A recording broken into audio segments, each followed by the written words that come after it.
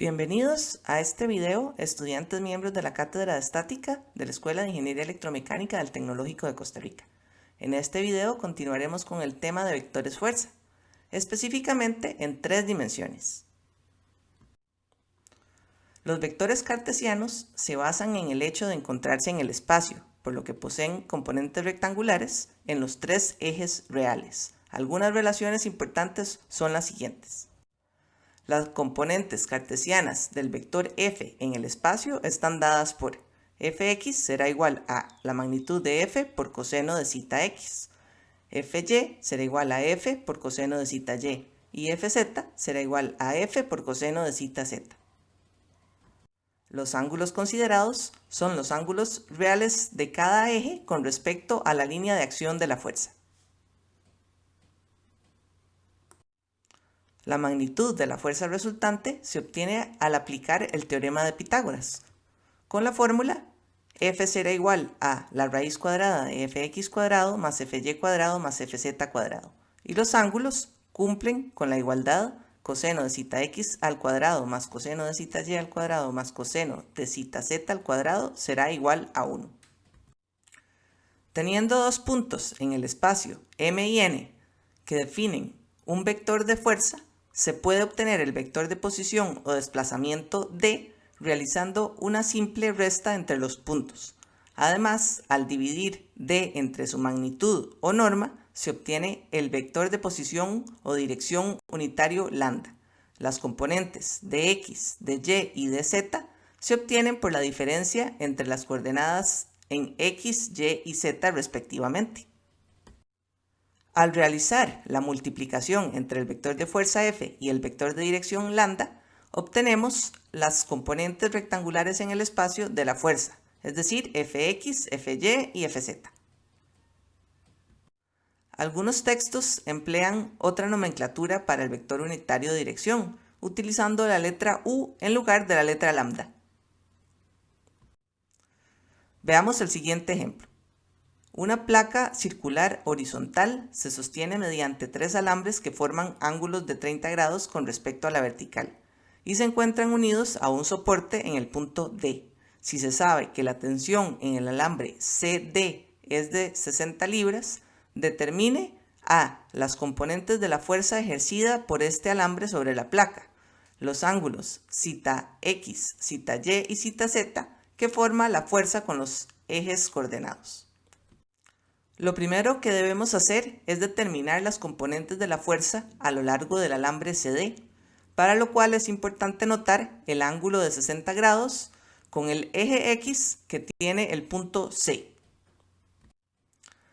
Vemos que primeramente podríamos calcular la componente horizontal de la fuerza en el plano XZ y posteriormente calcular las proyecciones de esa componente sobre los ejes X y Z respectivamente, de modo que Fx, que iría en sentido negativo, estaría dado por menos 60 libras por el seno de 30 por el coseno de 60, y Fz estaría dado por 60 libras por el seno de 30 por el seno de 60.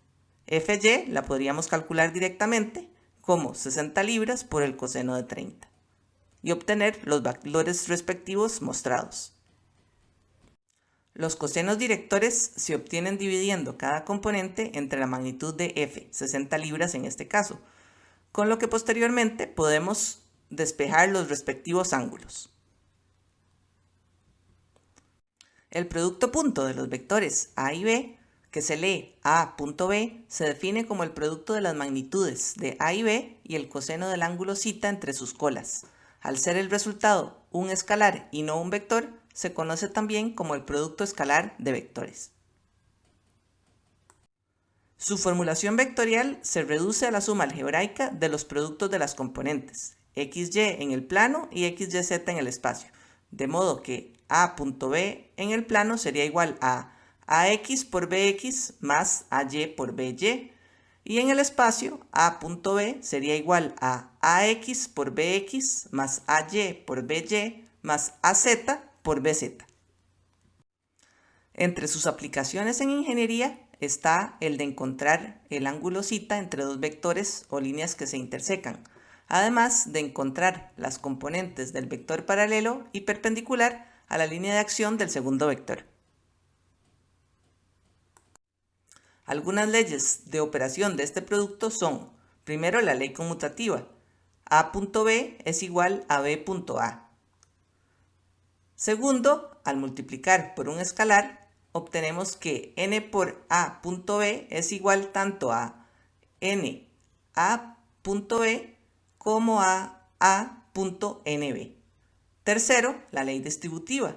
A.B más D es igual a A.B más A.D. Veamos el siguiente ejemplo. Determine el ángulo θ entre la fuerza F y la línea AB, siendo φ el ángulo entre F y el eje Y.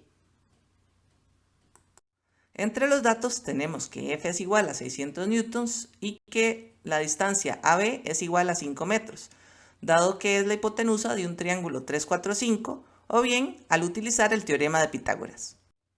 El ángulo φ lo obtenemos como la tangente inversa de 4 entre 3, que es igual a 53.1 grados. Vemos que el vector f está en el plano xy, de modo que fx sería igual a la magnitud f por el seno de φ, es decir, 600 por el seno de 53.1 en sentido positivo. Fy iría en sentido negativo y estaría dado por menos f por el coseno de φ, es decir, menos 600 por coseno de 53.1. Las componentes restantes de AB que requerimos serían ABY, que tiene un valor de menos 3 metros, y ABZ, que tiene un valor de 4 metros. Como θ es el ángulo entre F y AB, lo podemos obtener al aplicar directamente el producto punto. De esta forma, coseno de θ será igual a fx por abx más fy por aby más fz por abz, todo dividido entre f por ab. Al reemplazar los valores numéricos y despejar el ángulo, obtenemos que θ es igual a 68.9 grados. En el siguiente video estudiaremos el tema de equilibrio de una partícula. Nos vemos.